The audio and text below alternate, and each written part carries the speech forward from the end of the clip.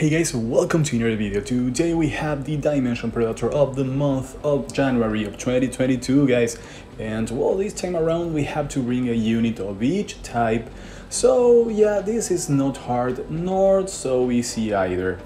Guys, you have to keep in mind here that there's a new condition for the Watcher's Eye, which will force you to bring multi-hits. Guys, for my multi-hits I brought the Fire Panda, and I decided to bring bigger even though he's at an elemental disadvantage. Now guys, as for the waves, for the first wave, go for every AoE attack that you have. Don't worry too much, buff with your bigger so that you get anti-crit. And there's not much to tell you here, it will be really easy. And for the mini-boss it will be easy as well, however you don't have immunity, so you will be counting on Baramos for the glances and of course on the Fire Panda as well. But keep in mind that the Fire Panda, in order to cleanse, will buff himself with revenge buff, and sometimes a revenge from the panda can actually kill one of the mini-bosses, and that will be really bad for you.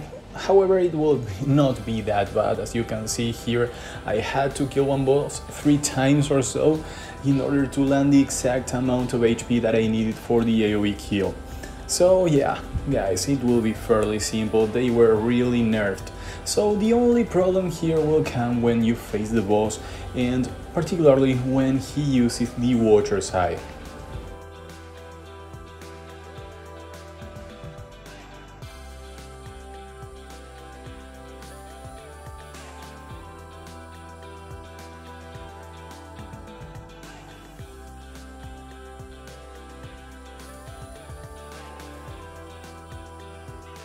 Now we are on the third wave, and you guys can use this wave in order to replenish all your skills before facing the boss. However, you don't worry too much about the dots that the boss applies, and yeah, you know, you will have to use the first kill of your Kaki if he's the one moving first, which most likely he will be due to his huge base speed. So you will end up using the first kill of Kaki anyways turn 1. However, if your Kaki is like mine, he will proc a lot, and of course give violent runes to your Kaki if possible.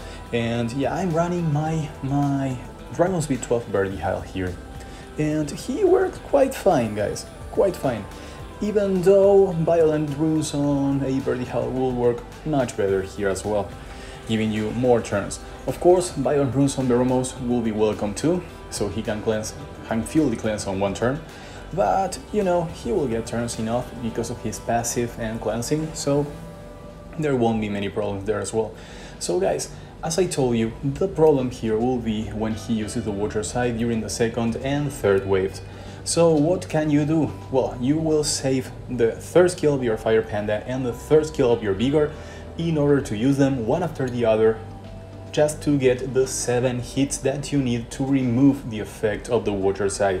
So once you do that, you will be able to damage the boss anyway.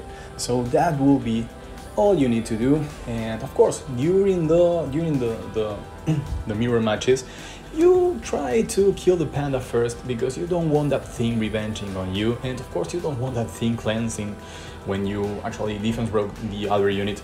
So yeah, none of the other units are troublesome. However, Baramos may be able to actually stun your full team, and yeah, that will be bad, but it will be not crazy bad, guys. There's nothing to actually worry until the boss uses the Watcher's Eye. So also keep in mind that every 15 attacks that you deal on the boss, and multi-hits count for that, the boss will actually revenge on the last unit that attacked and will land defense rake and 3 hits on that unit. So yeah, keep that in mind. It will be great to have the anti-crit buff on you before the boss revenges, but if you don't, well, you don't actually care too much. Of course, when he uses that skill, he will get anti-crit buff on himself, and you are not running any strippers here. So yeah, maybe your Birdie Heil will not be that useful then, but of course your main damage comes from Kaki, who doesn't care about crits, so you don't care about the anti-crit too much. And of course you may be tempted to use the third kill of your Vigor in order to land a defense rake. However, keep in mind that he's the opposite element, he's the weak element against the boss, and most likely he will glance, and the chances of you landing the defense break are not that big, so please try to save that skill for when the enemy uses the Watcher's Eye, so that you can get rid of that skill as soon as possible. However, you have a multi-hit on Vertical and a multi-hit on your Kaki as well, so you should not worry too much about that. And yeah, guys, all in all, this will not be too hard, but it will not be as easy as it usually was. But yeah, this is doable, guys. This is really doable. However, the rewards, guys, the rewards, oh my lord, the worst in a while. Mainly because, you know, the runes, some of the runes are crazy good. However, they are not the sets that you are looking for. So yeah, I will let you watch until the end, and then I will share my thoughts on the units, on the runes, sorry, that you are getting here.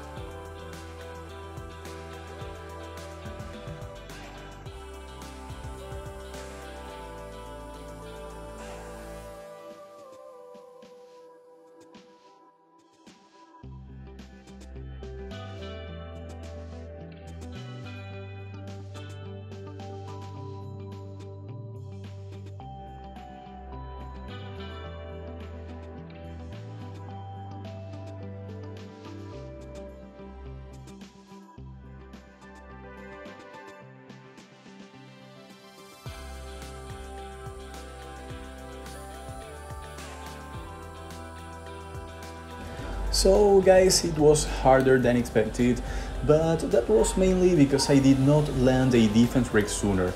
So if you happen to land defense break faster during the third wave, then things will be much easier, especially it will help you not to waste your main attacker, which will be Kaki, trying to apply defense breaks, you know? But yeah, now we are going to the main point of this dungeon, which is getting one of those incredibly rare runes. But this time around, well, that tolerance rune is amazing, guys, but that set will not be so helpful for you. And of course the destroy one is great as well, it's really efficient, but do you need an HP destroy rune? And this shield rune is great as well, but where do you use shield sets apart from PvE, guys? So every rune in here is amazing, however the only one that can catapult you to progression will be the Swift rune. And that's what I picked, mainly because I'm endgame. However guys, if you are not endgame players, you can go for the shield rune, because that shield rune is great, guys. It can't roll bad, it has very good stats, and it will be very efficient. Of course, the destroy rune, sorry, is amazing as well, guys. You can pick that one up if you need an HP percent slot for rune, and of course some units run destroy runes as well. So those two runes are way better than this Swift rune. However, this Swift rune can quad roll speed, and if you happen to get a quad roll on speed on this rune, with the low chances that you have to do that kept in mind, but yeah, even though you have very low chances, if you happen to get a quad roll here, then you have a rune that you will use forever, guys, forever. And yeah, you know, that was not my case. As you can see right now, I rolled 2 on accuracy, 1 on speed, and 1 on crit damage. So guys, if you enjoyed this, please leave a thumbs up, leave a comment, subscribe, and if you have any questions about the game, let me know in the comment section and I will be very happy to reply as always. Guys, hope to see you all in the next one. Bye bye.